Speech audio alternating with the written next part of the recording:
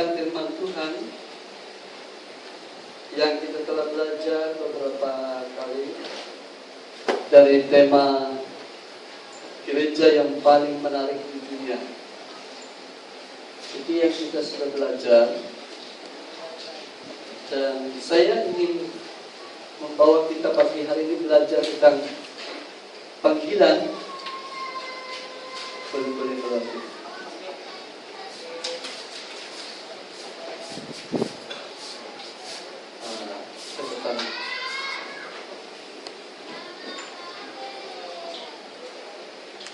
Panggilan dan rencana atau visi Allah untuk orang-orang percaya. Saya anggap ini sebagai satu penolong bagaimana mengaplikasikan firman ini dalam kehidupan kita sehari-hari.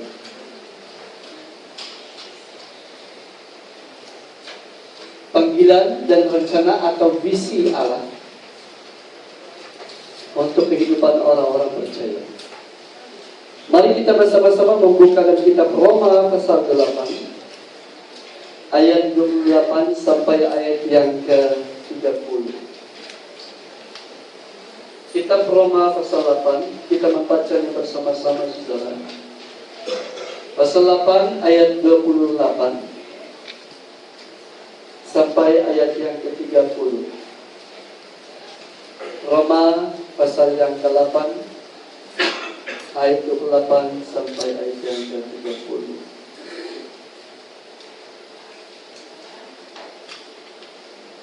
Kalau sudah dapat Roma 8 ayat 28 sampai 30, kita membaca bersama doa. Mulai.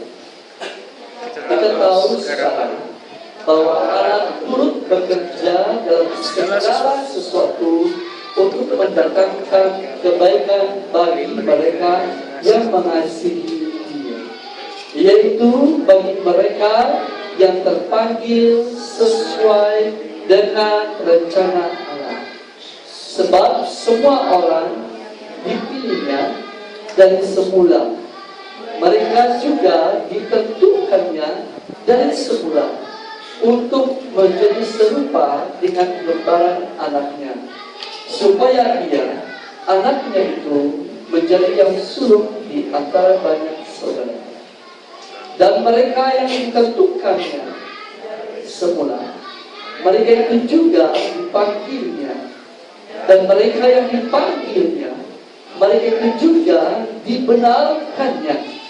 Dan mereka yang dibenarkannya, mereka itu juga dimuliakannya. Puji Tuhan. Saudara yang kekasih, bila kita berbicara tentang panggilan dan ataupun rencana visi Allah untuk kehidupan Kristen, sebenarnya Tuhan sebenarnya memanggil kita untuk masuk ke dalam kerajaan-Nya sendiri. Seperti yang diumumkan dalam kitab Markus, bahwa Tuhan berkhotbah dan berbicara kepada semua orang. Di awal khotbahnya dia katakan, bertobatlah, percayalah kepada Injil, karena kerajaan Allah sudah ada. Yesus tetap membawa kerajaan Allah dan panggilan Allah bagi semua orang agar mereka masuk dalam kerajaan Allah itu. Ketika kita dipanggil, setiap panggilan itu atau setiap orang yang dipanggil, tidak ada seorang pun yang tidak direncanakan oleh Allah di dalam panggilan itu, ataupun tidak ada seseorang pun yang tidak ada rencana Allah di dalam kehidupannya.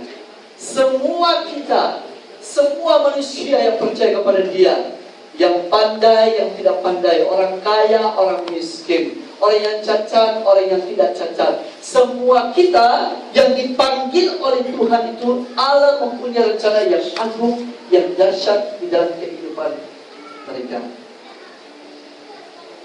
Saudara, hidup dalam kerajaan Allah berarti hidup bersama dengan Tuhan di dunia ini, bukan di surga akan datang. Allah memanggil kita untuk hidup bersama dengan Dia di dalam kerajaannya, di dalam dunia ini. Bermula saat kita percaya. Jadi di mana saja kita, suasana surga ada bersama-sama dengan kita. Sebab itu perlu setiap orang percaya, perlu setiap orang yang mengaku Yesus sebagai Tuhan dan Juru Selamat mengetahui apakah visi Allah, apakah rencana Allah bagi kehidupannya. Salah satu hal yang paling menentukan keberhasilan hidup seseorang adalah mengetahui apa panggilan dan visi kerajaan Allah bagi kehidupannya. Visi dan panggilan Allah membuat hidup seseorang itu menjadi sangat berarti dan akan membuat dia berhasil di dalam kehidupannya.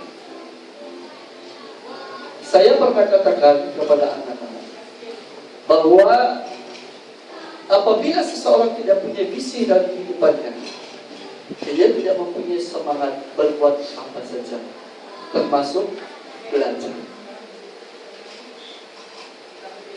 Ketika seseorang mau menikah, atau berkapal, atau bertunang, atau mulai timur-timur, dia harus ada visi untuk itu.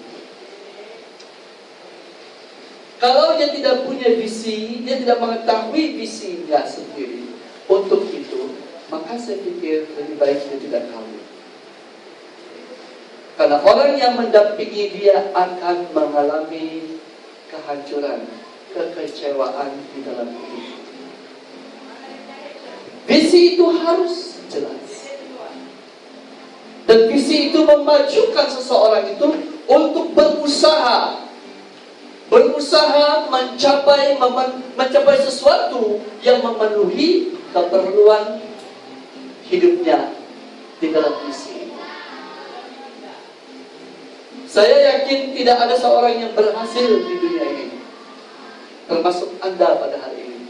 Kalau kita ada hari ini, oleh karena paling tidak kita mengerti, paling kurang kita sudah melihat 50% visi untuk hidup ini. Saudara yang dikasih, apakah panggilan dan rencana Allah atau visi Allah untuk hidup saya? Apakah panggilan dan rencana Allah dalam hidup kita? Mari kita lihat yang pertama dalam Lukas pasal yang ke-14 ayat 21. Kita baca bersama-sama. Lukas pasal yang ke-14 ayat 21. Saya berbicara pelan, saudara, supaya cukup jelas untuk kita. Lukas 14 ayat 21. Mari kita baca bersama-sama 2-3. Maka kembalilah hamba dan menyampaikan semuanya itu kepada Tuhan.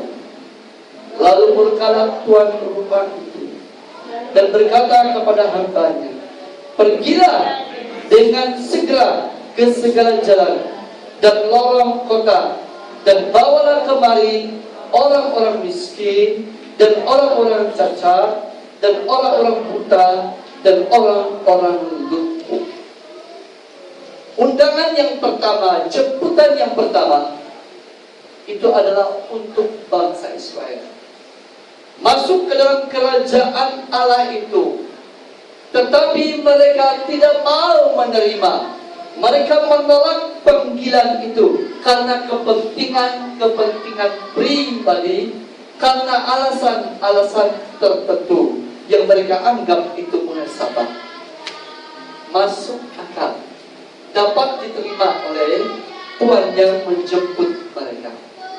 Tetapi oleh karena panggilan yang pertama ini, orang yang dijemput yang pertama ini tidak dapat menerima, maka dikatakan firman Tuhan, bangsa-bangsa yang bukan Israel, bangsa-bangsa yang tidak mengenal Tuhan itu, mereka yang dipanggil Tuhan dan mereka yang dipakai Tuhan, mereka yang dipakai Tuhan, mereka itu yang diurapi Tuhan, mereka yang diurapi Tuhan, mereka itu yang dipelihara Tuhan, seterusnya diangkat Tuhan untuk melanjutkan pekerjaannya sampai akhir zaman. Karena itu kita ada pada saat ini. Dalam undangan ini, saudaraku, kita melihat bahwa Tuhan memanggil orang-orang yang hidup secara jasmani maupun rohani, miskin, cacat, buta, lumpuh, dan sebagainya. Tuhan menjemput keadaan fisik yang tidak mungkin dan juga keadaan spiritual yang tidak mungkin. Tuhan mengundang orang yang tidak akan, yang seolah-olah tidak ada harapan untuk dipakai Tuhan, yang seolah-olah tidak ada harapan masa depan mereka, orang-orang yang tidak mungkin akan mencapai sesuatu yang mulia, orang-orang yang tidak mungkin dapat memperbaiki keadaan yang sedang dia alami. Tuhan menjemput orang-orang yang demikian di dunia ini. Apa yang dianggap dunia tidak mungkin dapat memperoleh kebahagiaan, Tuhan ingin melakukan perkara itu kepada orang-orang ini. Saudara, setiap orang yang menerima jemputan Tuhan itu, mereka diubah Kristus. Tuhan mengubah mereka sehingga mereka menjadi serupa dengan Kristus. Mari kita lihat dalam kitab 1 Korintus pasal 1. Saudara, ayat-ayat ini perlu kita perhatikan. 1 Korintus pasal yang ke-1 ayat 26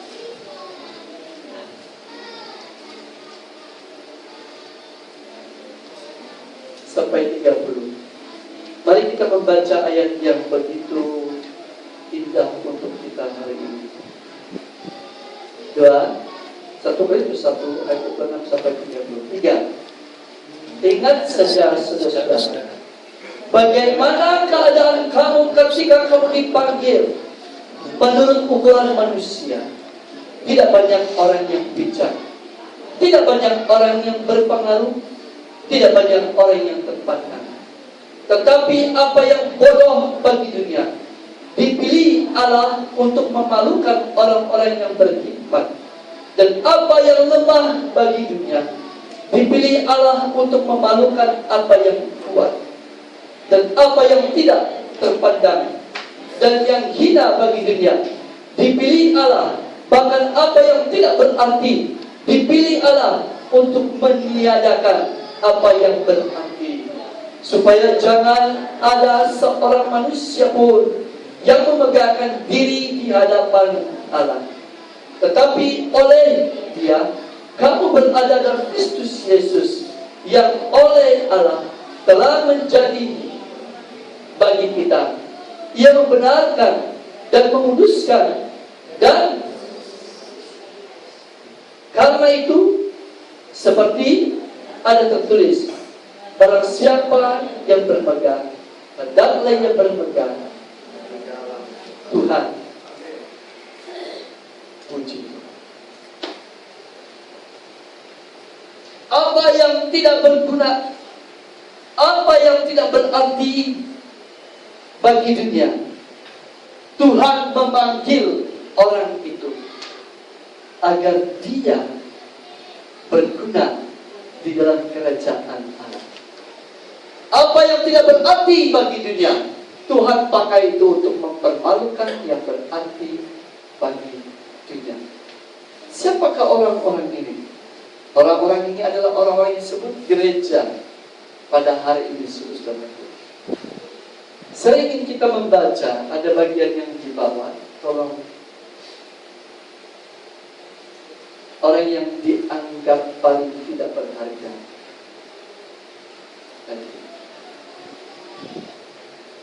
Ya, mari kita membaca ini bersama-sama. 2, 3. Orang yang dianggap paling tidak berharga sekalipun bila masuk ke dalam kerajaan Allah lebih berharga dari orang-orang yang paling terkemuka di luar kerajaan.